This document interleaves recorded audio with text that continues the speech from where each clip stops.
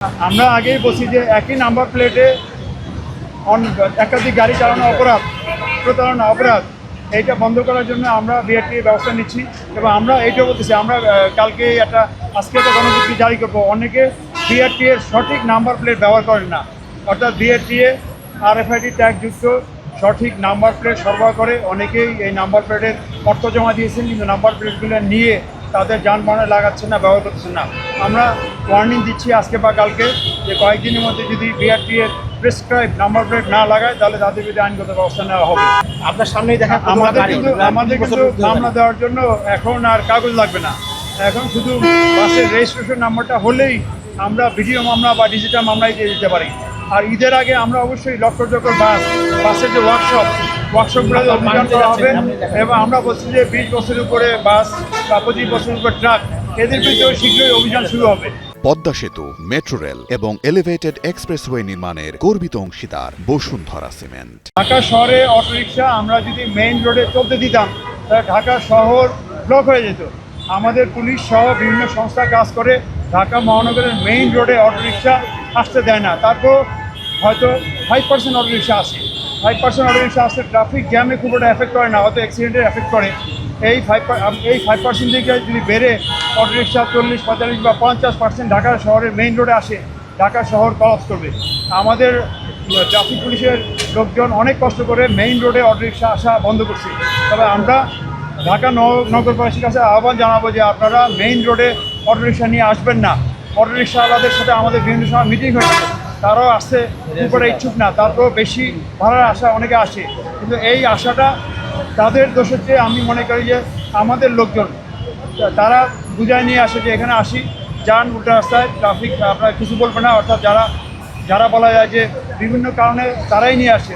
ড্রাইভারের চেয়ে বেশি দোষ হলে অটোরিকশা যাত্রী। অর্থাৎ যাত্রী সাধারণের প্রতি আমরা আহ্বান করবো কোনো ক্রমে অটোরিকশা নিয়ে যেখানে নিষিদ্ধ রোড মেইন রোডে আসবেন না।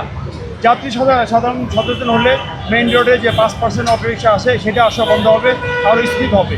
আর অলিতে গলিতে অটোরিকশা চলে, সেগুলো নিয়ে সরকার কাজ করছে। অটোরিকশা কন্ট্রোলের জন্য বিভিন্ন নীতিমালা তৈরি হচ্ছে, সেই অনুযায়ী কাজ হবে। ঢাকা মহানগর বাসের টিকিটিং বা টিকিট সিস্টেম বাসে পরিচালনা করার জন্য উদ্যোগ নিয়েছে। এই উদ্যোগ সফল হলে ঢাকা মহানগরে বাস ব্যবস্থাপনা আরও ভালো হবে, ট্রাফিক জ্যাম কমবে। গাবতলীতে আমাদের রিকোয়েস্টে সিটি কর্পোরেশন একটি নতুন করিডোর টার্মিনালে ঢোকার জন্য রাস্তা নির্মাণ করেছে, অচিরে উদ্বোধন হবে। এর ফলে গাবতলী এলাকায় ট্রাফিক জ্যাম আরও কমবে এবং আন্তঃজেলা বাসগুলা সহজেই ঢাকা মহানগরের গাবতলী বাস টার্মিনালে ঢুকতে পারবে, বের হইতে পারবে।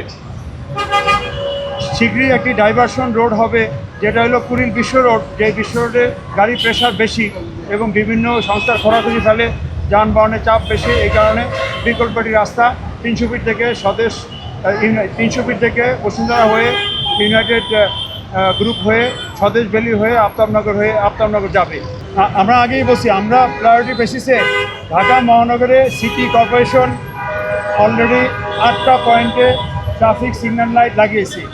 এর বাইরেও আমরা প্রায় 15টা পয়েন্টে সিগন্যাল লাইট লাগিয়েছি। আবার সাউথ সিটি কর্পোরেশন আরও 6টা পয়েন্টে সিগন্যাল লাইট বসাবে। প্রায় 30টা পয়েন্টে সিগন্যাল লাইট কাজ করছে বা করবে।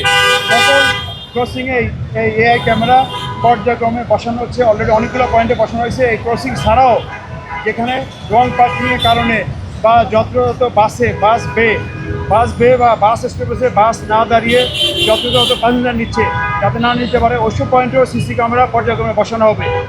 আমাদের ডিএমপি প্রায় 700 উপরে সিসি ক্যামেরা আছে। এই সিসি ক্যামেরার মধ্যে যেগুলো একটু ডেভেলপ, এই সিসি ক্যামেরাও এআই সফটওয়্যার যোগ করা হবে।